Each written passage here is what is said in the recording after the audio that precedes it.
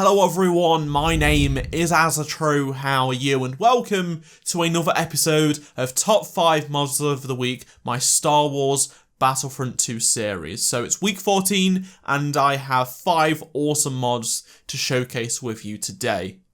Now I know what you're thinking, hold up a moment, we did not get a Top 5 Mods of the Week last week, as in yesterday, Sunday. Well, that's because I did an April Fool's video. I did not want to break the tradition. I've done April Fool's videos 2 years prior to this year's, so I was like, okay, I cannot miss out this year just to do a top 5 mods of the week. I'll just post it on Monday. So all of the mods you see are from the last 7 days. And on Sunday this week, you will be getting episode 15 of top 5 mods of the week. You'll be getting mods from the upcoming days that have not been released yet by the modders. So hopefully you enjoy the format. I know it's a day late, but you're getting 2 mods of the week episodes now in 6 days, so that's a day less.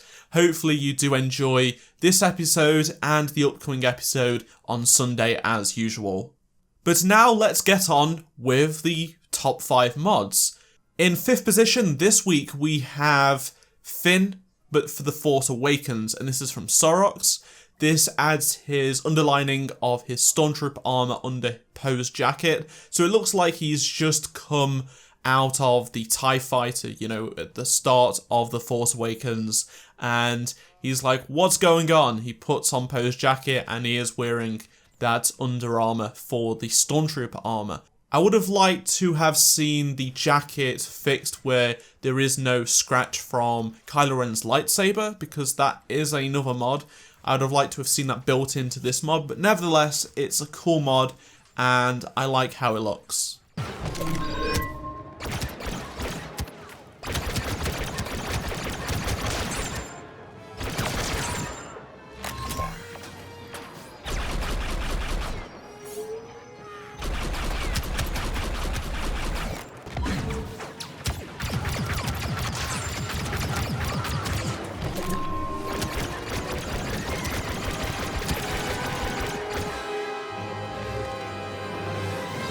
We have another mod in 4th position. We have another mod from Sorox, which is 4th for this week. It's the original Trilogy Chewbacca. So in the game right now, Chewbacca's a little bit lighter on the stomach, on his body, than as seen in the original Trilogy. In the original films, he's pretty much all that sort of one colour brown, and I think that's the most iconic look, I would say. Most people recognise Chewbacca to look like that, and what this does is it makes him more themed for that era, which is awesome because I really like it, and I'm sure most of you prefer it. It seems to be the most preferred amongst Star Wars fans.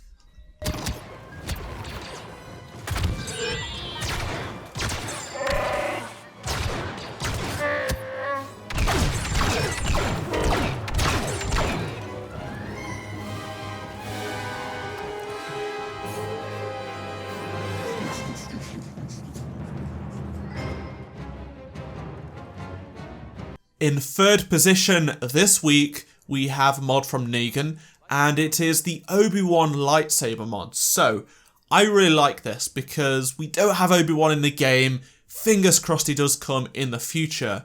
But this replaces Luke Skywalker's lightsaber with Obi-Wan's. Not only do you get the blue blade, but the model of the lightsaber is just like Obi-Wan's in episode 3, which I really like a lot.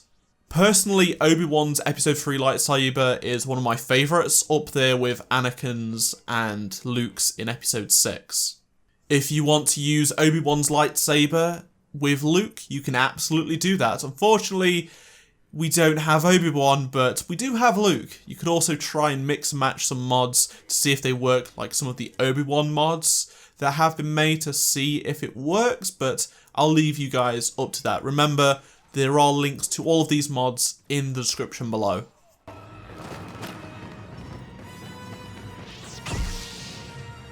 Your overconfidence is your weakness. Focus!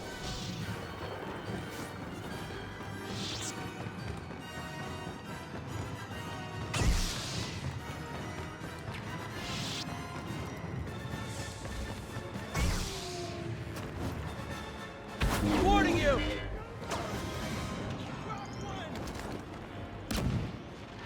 Your overconfidence is your weakness.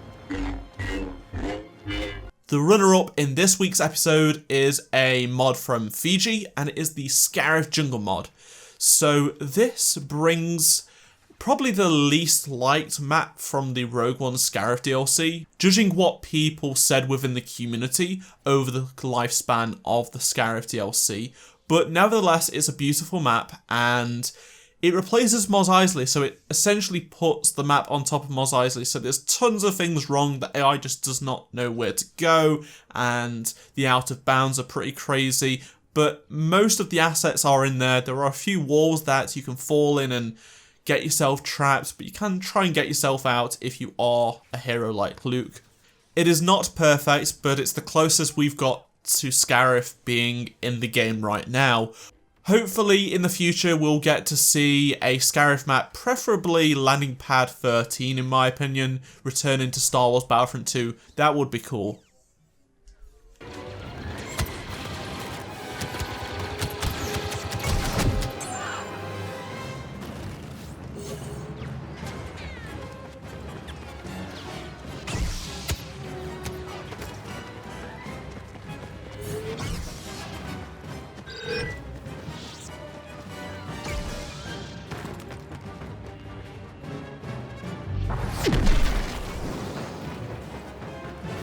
And the winner of this top 5 mods of the week episode is the Denis Bramble mod from Pen.